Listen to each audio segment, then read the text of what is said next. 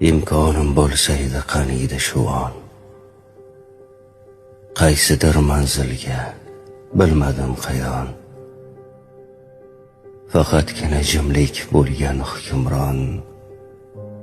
İnsanları yo'q joyga ketgim kelyapti.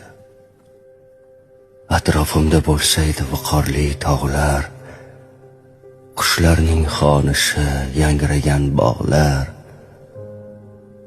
dunyo shovqinidan charchagan chog'lar, insonlari yo'q joyga ketgim kelyapti.